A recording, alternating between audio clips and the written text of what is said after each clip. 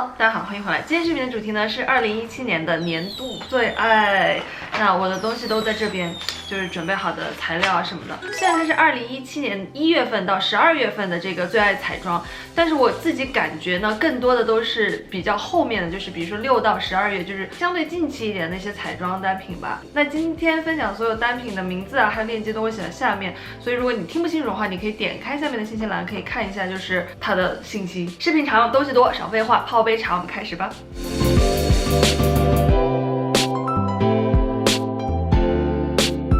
今年所有妆前里用的最多、频率最高的这一支是 Too Faced 的 Hangover， 这支我自己就是春夏前面半年用的蛮多的，比较注重那种保湿功效的一个妆前打底吧。那我用下来，我是觉得夏天用就是使用感很好，在脸上冰冰凉凉的嘛，并且里面有椰子水，就是整个对皮肤也是很好的。你卸了妆以后，你不会像有些妆前会有那种堵塞毛孔的情况，它里面是不含硅胶的，涂在手上是那种 biu biu 水水的一个感觉。这个妆前我之前也是放在某一个月的最爱里，然后之前也用了蛮多的，所以我就不讲太多了。这支我今年也挺喜欢的，是资生堂的一支 Refining Makeup Primer， 我觉得它是一个 CPB 的平价的替代吧。它跟 CPB 的妆前打底有差不多的一个类型的功效，就是能够改善脸上的暗沉啊，平整脸部质地啊，填平毛孔啊，就那些比较普通妆前都有的功效，它就是有一个多合一的功能吧，并且它有一定的 SPF 里面，我在网上看它介绍很多，就是痘痘肌也很喜欢它，就是它用在脸上是那种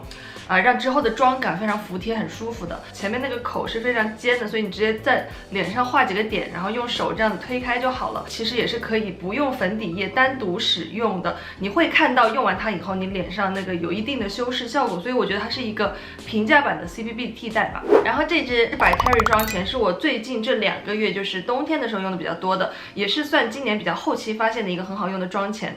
首先说一下它的搓泥效果，就是不是搓泥效果，是搓泥反应。有些朋友会反映它有那个搓泥感嘛，我发现比较好的办法就是你放在脸上以后，用拍的方式按压到脸里面，不要搓它，搓它的话就有那个泥会出来。跟 Hangover 比的话，它是那种比较粘稠一点的 mousse 那种质地，但是冬天用也是在脸上比较冰冰凉凉的，我觉得很镇定吧。像我冬天有的时候皮肤会敏感干燥什么的我就用它就是挺保湿的，它那个保湿感很重，就用完它哪怕用一些冬天用上去会有一点干的粉底，它也不会显得特别卡粉或者浮粉的状况，就是它整个是我觉得挺适合秋冬的一支妆前。除了保湿以外，它也会让皮肤就是之后看起来比较软，比较柔软和平滑，属于比较持久的妆前。妆前乳这个区我今年还发现2支就是平价的很好用的单品。首先呢，我们从 NYX 的这一支 Pore Filler 开始讲起，它是给那种毛孔粗大，就是毛孔极其有问题的朋友用的，它非常非常能够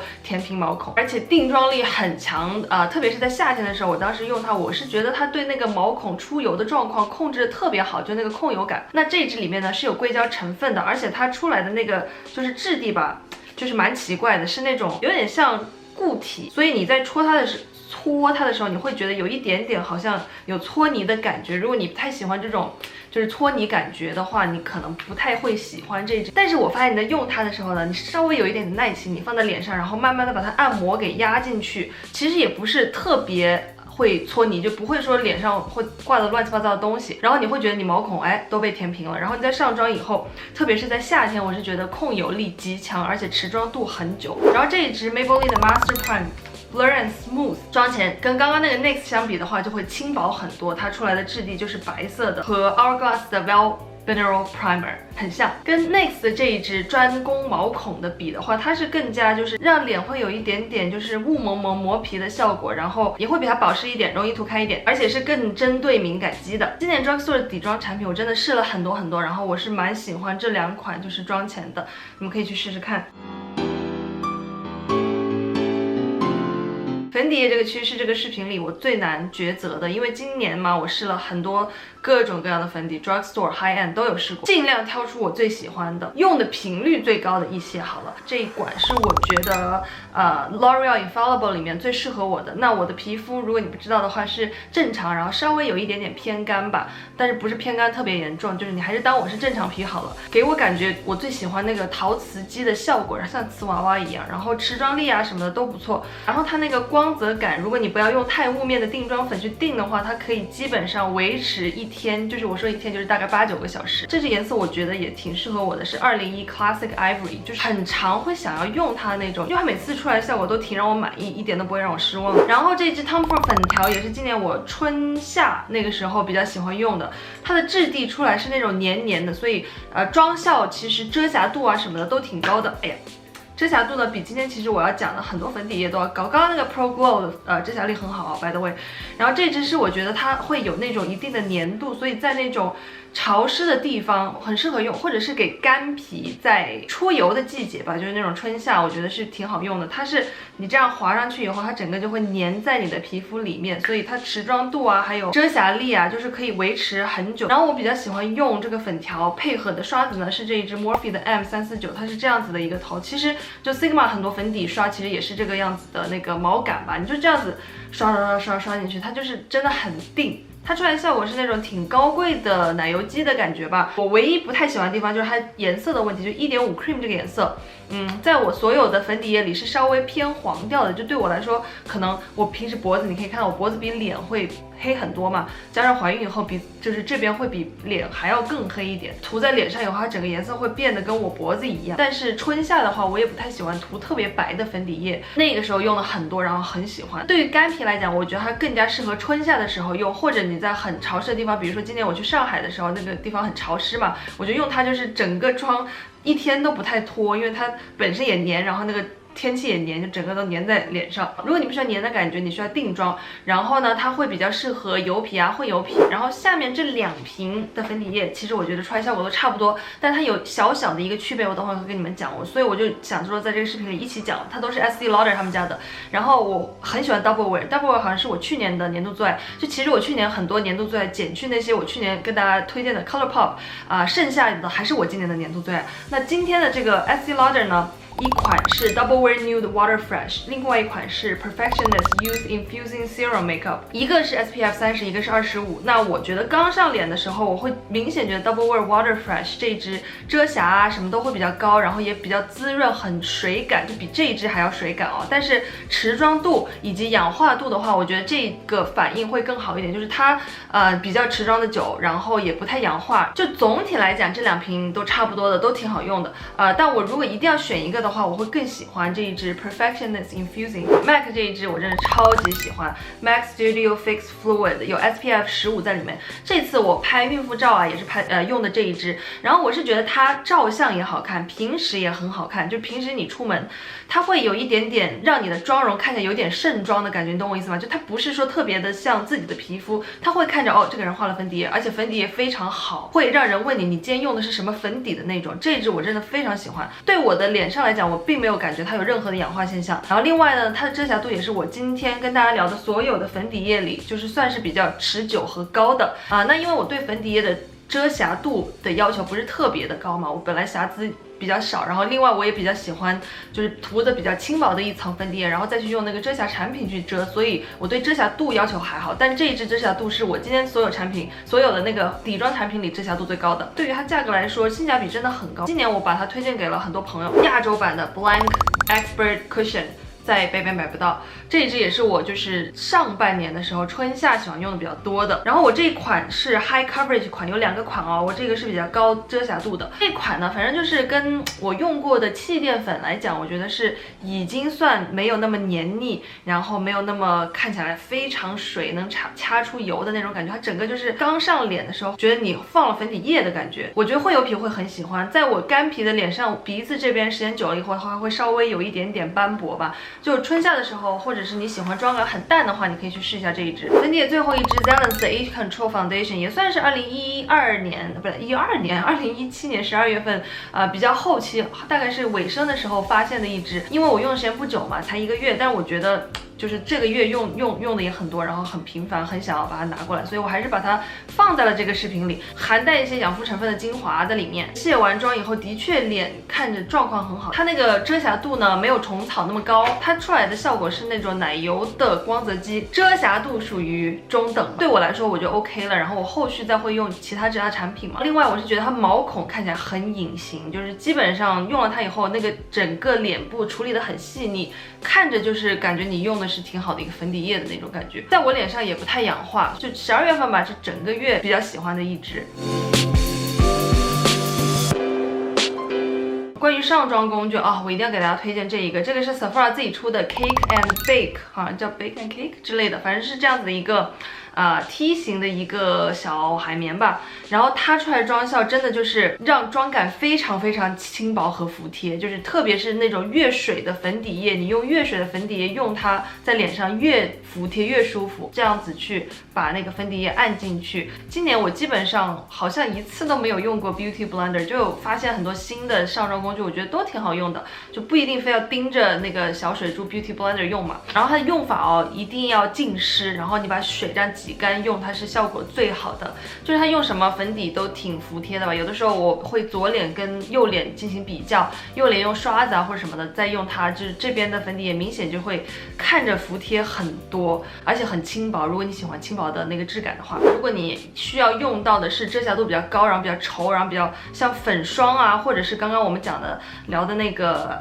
foundation stick。粉条状的那种粉底液的话，那我觉得 Hourglass 这一支比较好用，相比 Beauty Blender 来讲。包括等下我要讲的 NARS 那个一罐的那个小小的遮瑕也是，它那个遮瑕膏其实是属于比较干的质地，就不是很水或者不是很像 cream 的那种状况嘛。你用这样子的刷子，用这一支 Hourglass 这样子把它刷一刷，或者是随便点一点，它很快就在脸上铺开了，而且基本上留不下痕迹的那种。所以这个刷子虽然是有点贵了，但是真的挺好用的。另外我就很喜欢这个刷子长的样子吧，就手柄的长度啊什么的，胖胖圆圆的一个小的有没有？就是又方便出去带，然后呢你拿在手上，就是你上粉的时候，我是觉得它那个干很粗，然后抓的那个手感很好，很有那个实物感，抓在手上，你懂我意思吗？也是算今年比较后面买的，然后后面开始用的，但是就是很喜欢。让我尝一口我发现今天就是讲的内容很多嘛，现在讲了好久，我才讲到第一页刚完，就今天这个视频感觉会很久怎么办？OK， 那我们继续。眉笔这个 part 很快，因为今年最爱的眉笔跟去年是一模一样的 ，Hourglass 的砍刀眉笔，你们应该在我无数的视频里都看到它用了。好用、长久、持久，就是它里面的那个料也很足。虽然它一支卖的不便宜，但是它因为它是那个扁扁头的嘛，就不是细细的一根的，所以你真的用好久好久。我感觉如果你每天都要画眉的话，在11月份左右会用完一根，因为我差不多就是每天。只要在画眉的时候，基本上都是在用这个，它真的很持久。包括你去做热瑜伽、去运动、去流汗，那个眉毛就是还是纹丝不动的在那边。其实 Hourglass 的这一款眉笔我觉得它很滑嘛，所以新手上手应该也挺快的。你不要说画的很用力，你就稍微轻一点，它那个上色度都很好，就显色度都很完美。这2年、2、3年吧，最喜欢的眉笔没有之一。我这边有好多个颜色 ，Soft Brunette、Blonde、Ash。和 Dark Brunette， 那 Blonde 是我之前头发比较黄的时候用的，现在 Blonde 基本上就没有用了，剩下那3个颜色，我基本上就配我现在这个颜色头发，我不知道你看不看出来，就是黑头发加黄头发，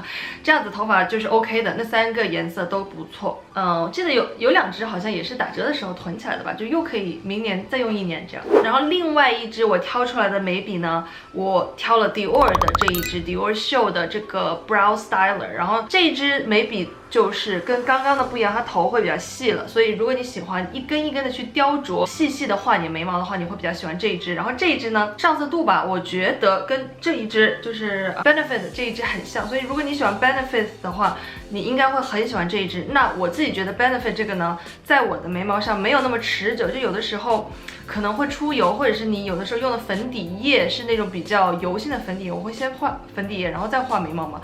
然后你在用这一支的时候，我有的时候会发现它容易掉，就这一支不是那么持久，就 Benefit 这一支，所以我会比较喜欢 Dior Show 的这个。睫毛膏这个区，我知道很多人看到这里应该会觉得你今年应该没什么爱用的睫毛膏，因为看你用来用去都是CPB 的那一支，还有 Kiss Me 的那一支。的确，那2支是我的 all time favorite， 但是今年我也有发现一些很好用的睫毛膏。首先呢是这一支不能不买的，我觉得是不能不买的 Kate 的睫毛打底，超级好用的。它是一个就是睫毛之前的一个打底了，是这个样子的。先把你的睫毛给弄翘，就是固定在那边，所以你在用其他睫毛膏的时候，它会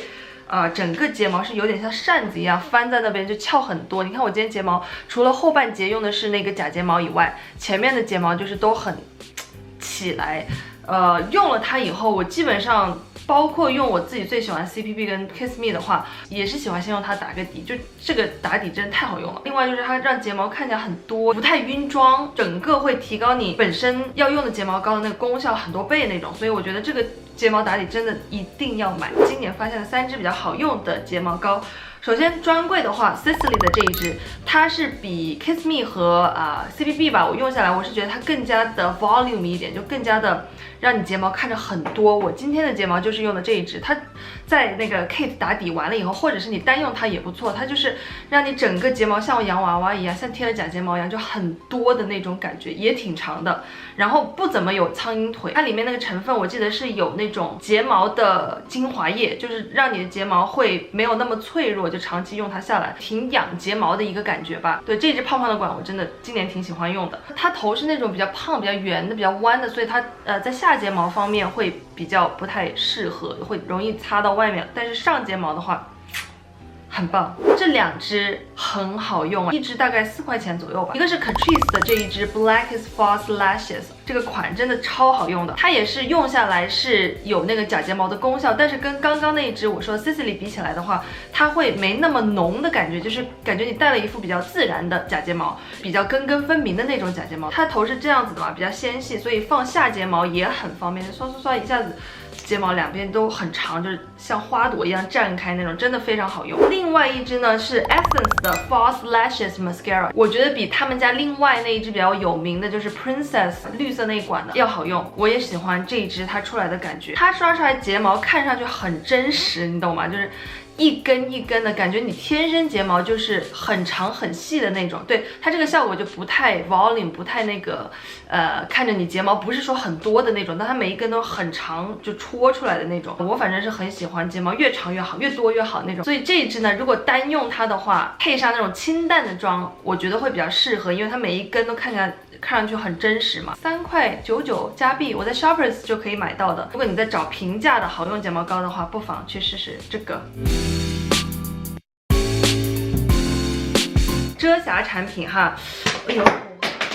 呦我的妈呀！今年我觉得用的最多的和最放心使用的这个开方 D 开始说起。开方 D 呢，这个春夏我比较喜欢，然后冬天用呢稍稍有一点点干了，遮瑕力无敌高。我一般呢，像刚刚我给大家推荐的粉底液，都不是说遮瑕度哇特别好，完全就是 flawless 啊，没有。我还是比较喜欢后续用这种遮瑕膏去进行小面积的遮盖，我觉得那样子还是粉底就是整个脸看起来会轻薄一些吧，就妆容的感觉，然后再加上反而会看起来比较好。遮瑕产品我今年真的是有好多，大概今年买了20支新的，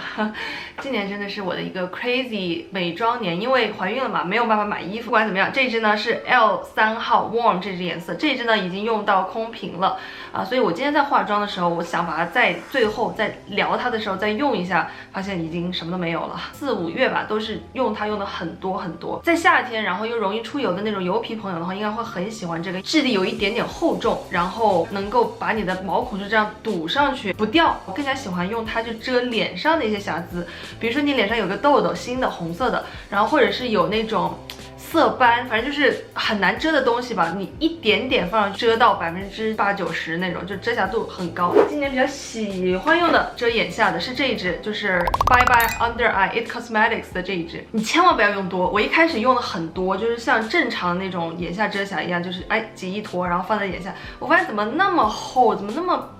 弄不开的感觉。后来我看网上大家都说一定要用的超级少，就是大概多少呢？给大家秀一下，要这么少，然后你遮盖眼下可能都还有一点多。它遮在眼下的感觉会让你觉得眼下很年轻。然后我买的这个颜色又是 light， 我不知道我这个颜色是不是稍微跟我其他的那个底妆啊什么比起来会有点太白了，所以眼下怎么感觉那么崩崩的，然后很年轻的一个感觉。它整个就把你的黑眼圈弄走了，不会看得出来你眼下有遮瑕，你懂我意思吗？看起来完全就是自己的皮肤。反正我现在用下来，我还是觉得这个 light 的颜色好像对我来说有点浅，我不知道你们其他他用这个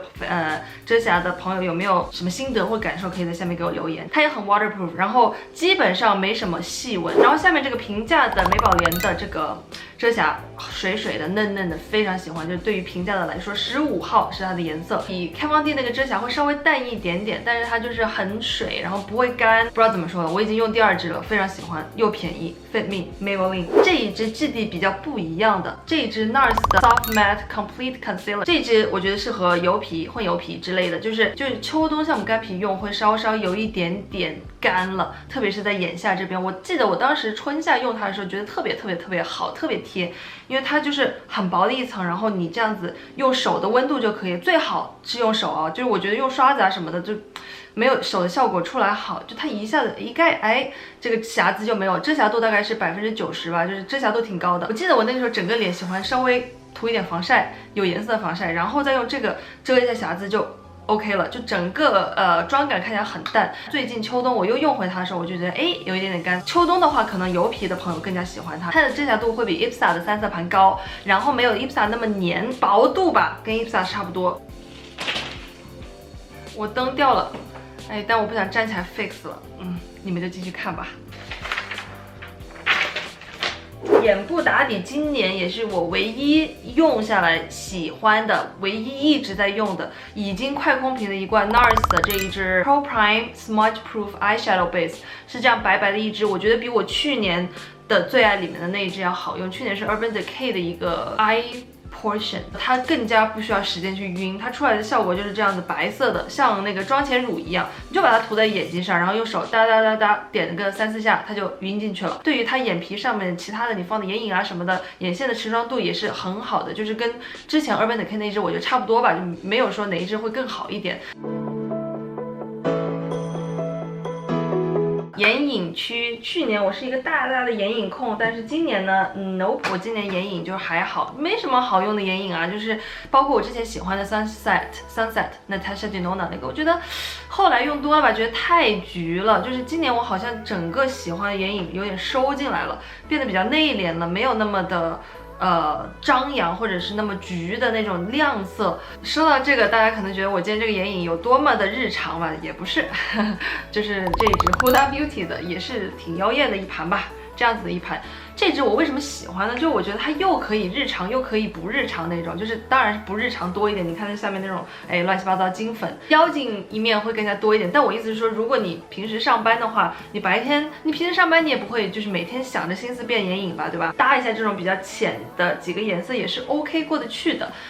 所以这一盘呢，我之前也讲过很多次了，包括以前的10月最爱吧，好像也有这一盘，对吧？以及后来 Sephora 打折分享啊，我希望你们 Sephora 买了这一盘哦。就它的粉质我觉得很干，就是眼影里面吧，我觉得它甚至要比 Natasha Denona 的那一盘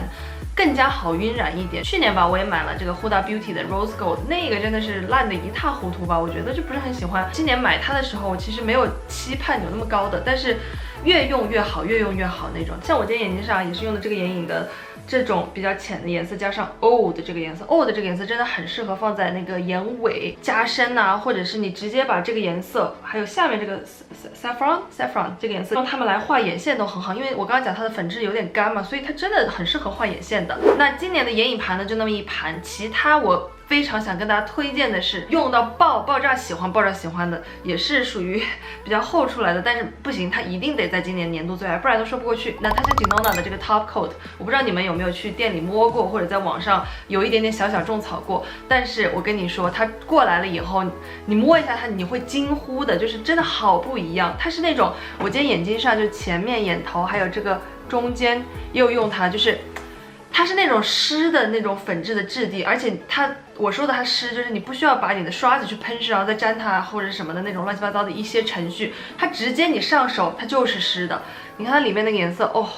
超级漂亮的，我很心疼。就是我每次用手去沾它们，因为我觉得用手的那个出来的感觉是最好的。我每次用手沾它的时候，它上面就是有一点点往下凹，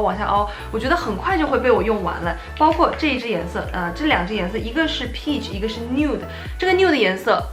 我有打在鼻尖过。它真的好吃。但是这个颜色我跟你说，超级美的，而且啊，它这个粉真的很持久。我大概在镜头面前给你们看一下它出来的效果。它跟 ColourPop 那种又不一样了。ColourPop 是你刷在手上很显色，但在眼睛上还好。这一支呢，我跟你讲，你刷在手上跟眼睛上是基本上差不多，然后它在眼睛上也能保持住它刷在手上那种湿的感觉，就是一个wet eye look 那种，就是哇，Natasha Denona 这2罐 Top Coat 真的做的非常好。对于 Natasha Denona 他们家眼影的价格来说，这一罐也不算贵的，一罐大概是38加币嘛，就是对于他们家那种非常高的价格来说，我觉得这2个不算贵。现在我鼻尖上已经有一点颜色，但我想说给大家演示一下，我说的那个有点湿湿的感觉是什么意思。我用的是这个 Nude 这一支颜色哦，就是我之前有试过，就是放一点点这样子在鼻尖上，就保持了1天。它跟很多那种亮晶晶你放在眼睛上的东西比的话，它会更加薄一点，因为它很湿嘛，感觉是粘着你的眼皮的那种，所以其实真的很适合你在淡妆的时候用。它不是很夸张的，就你一层下去，它不是很夸张那种要亮瞎你的感觉，所以我觉得真的是又可以变得很自然。然后如果你多刷几层，又有那个很美很 glamorous 那种亮度。这支是 Bobbi Brown 的 Melting Pot， 盒子还挺漂亮的，上面是凸起来的那个装饰，属于玫瑰金一点。然后我那次去拍孕妇照的时候，我意外的发现这一支很持久，出来的效果是那种比较柔软，然后薄薄的一层，这很服帖的亮的东西。我觉得其实它的那个一颗一颗的粉质多细腻是挺重要的，不然的话你整个眼睛会看上去虽然亮，虽然远处看可能很美，但近处看就是会感觉到你那个眼睛质感不是很好。这一支呢质感很好，但是它价格我是觉得稍稍有点贵了。如果你想试试看的话，就是 OK， 它是46加币一个吧，会比刚刚那个要贵一点。拍出来的感觉，发现它真的很亮，而且整个持久到当天我是早上出去拍照的吧，然后当天晚上12点11点卸妆的时候，它那个亮度还在，而且它金粉这一支还有包括刚刚那个 Natasha 的那一支都是它不会往下掉的，所以你不用担心它会有那种 fall out 啊什么的。今年我发现我自己的眼妆也是比去年变了挺多的，我比较喜欢用一点点雾面色，喜欢去用这种亮亮的颜色去点缀吧。我觉得这种样子的眼睛看起来挺水灵的，可以浓可以淡的那种感觉，所以今年我很喜欢这种亮亮的东西。最后一款啊，就是 MAC 的人鱼姬。这个颜色英文呢上面就是写的 rose， 它有大小2罐装的嘛，我买的是小的，因为你们懂的，这种粉真的你眼皮有多大能用多长时间，所以我买的是小罐，我就比较省钱。它这个颜色呢是那种带着偏光的粉红色，这个颜色是无敌好的，但是跟刚刚那2个粉的粉质比起来呢，它会稍稍有一点点会掉到下面，所以我建议用它的时候用一个这个就是用胶把它们粘上去，或者你用 MAC 他们家的那个 Fix Pot 就那个喷雾，先把刷子喷湿，然后再去粘它，慢慢把它粘到眼皮上，它出来的眼睛的那个效果真的很漂亮，不会显得眼睛肿什么的，就很美。我还有试过放它在嘴唇上啊什么的，都可以出来很漂亮很晚艳的那种妆效。眼线笔的话是 Pony Effect 这2支，这2支我是觉得非常持久，不会被眼泪冲走啊什么的，就没有任何这样子的问题。有的时候我懒的时候，我就直接画一个内眼线，然后稍微拉出来一点点，就用这个。然后我有这个系列的各个颜色，就是所有颜色，黑色已经用完了，剩下的是这样子的烟灰色和咖啡色吧，这2支都很好用，很上色，一笔下去就一条就出来了。Love Liners 这一支眼线，我是觉得它前面的头嘛很软，所以你稍微这样子要拉一个日常的眼尾妆很方便。如果是直接眼线胶的话，今年我最喜欢的是 Bobbi Brown 的这个，加上 Bobbi Brown 自己的那个笔。叫做 Ultra Fine Eyeliner， 是这样的。如果你有那个时间，有时候你想要贴假睫毛，像我今天我贴了假睫毛的话，我会稍微画这种粗一点的眼线嘛，因为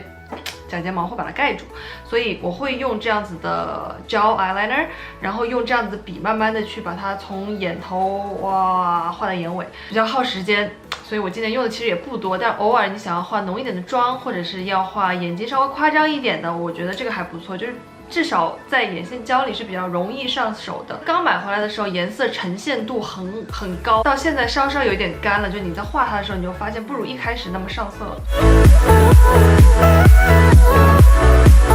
高光祛宝我今年也是用了很多，如果一定让我推荐今年整年都最喜欢的，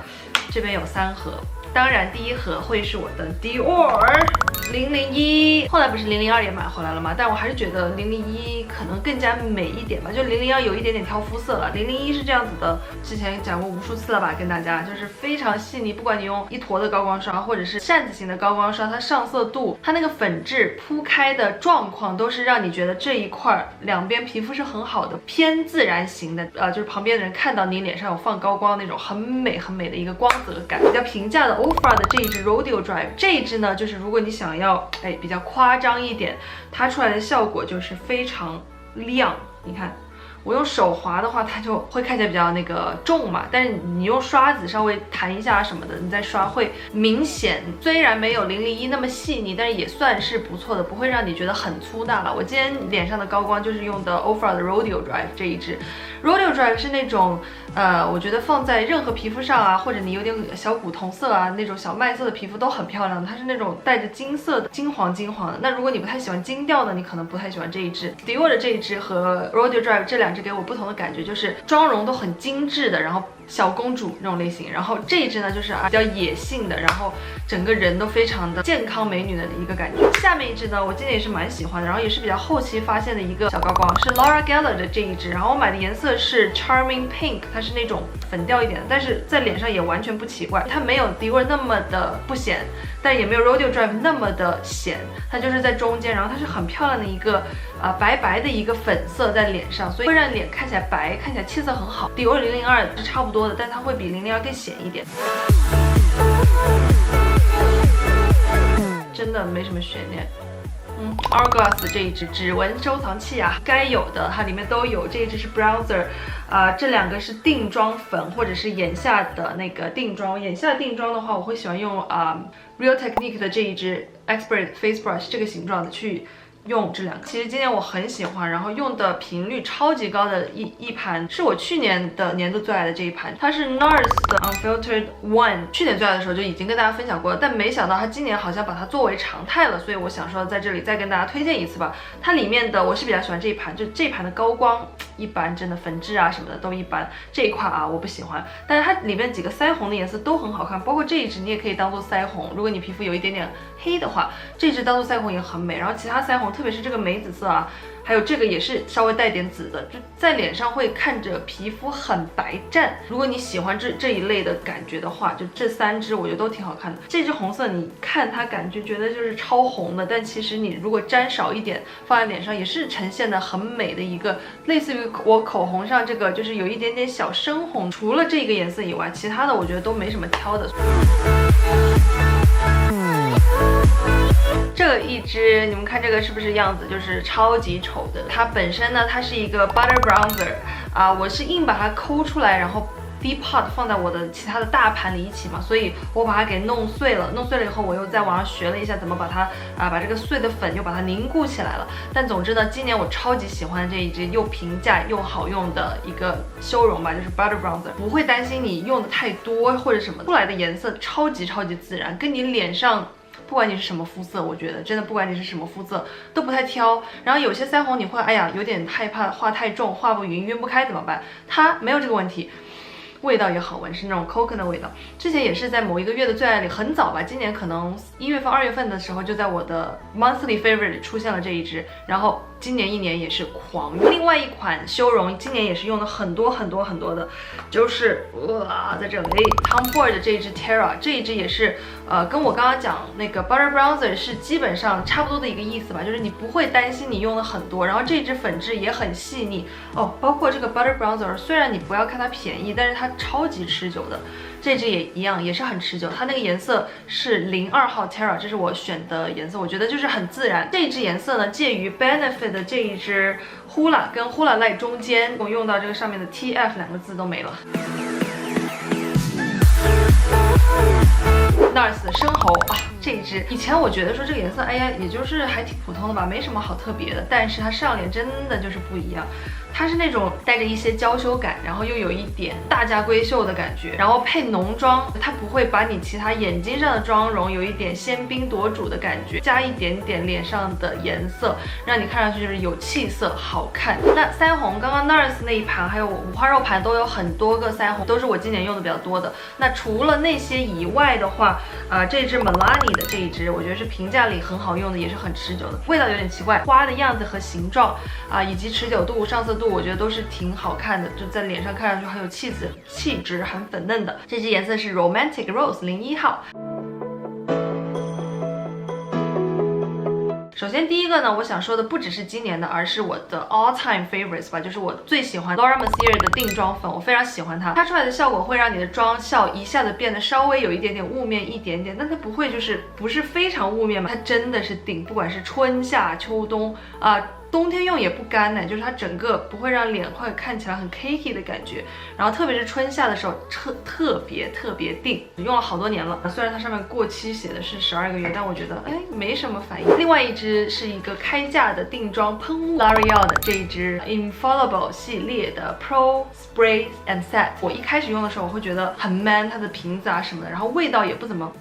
闻起来不女生。但它真的好定妆，春夏的时候也没有用过它，所以我不知道它春夏的定妆度怎么样。如果你在春夏就已经有用过它了，你可以在下面留言告诉其他人。秋冬来讲，如果有的时候我不想用那个定妆的那个粉的话，因为粉又给脸上又加厚一层嘛，我就会直接用它喷，然后一天下来 no problem。当然，在讲到定妆喷雾的话，一定少不了的就是 MAC 的这一支黑科技，他们的 Prep and Prime Fix Plus， 我也是在节目里在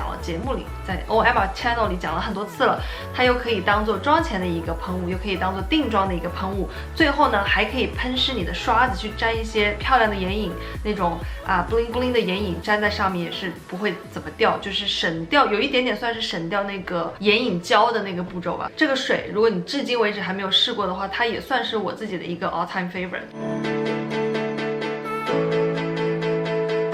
这个环节我是拒绝的，因为为什么呢？口红这个东西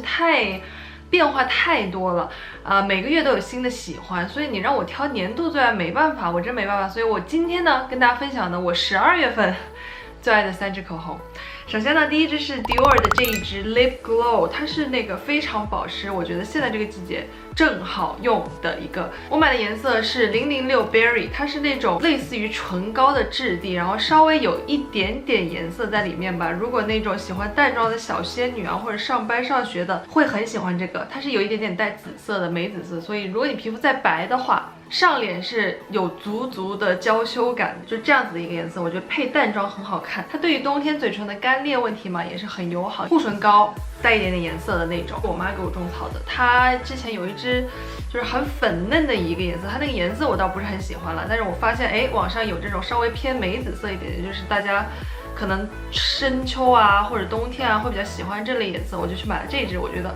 出来效果真的蛮好看的。12月份我爱上了 Walk of Shame， 不要说我老土2017年12月份才用的这一支，比较有气场的深红Charlotte Tilbury 这一个系列的吧，不润，但是也不是属于很干的那种，就是 OK 吧，算是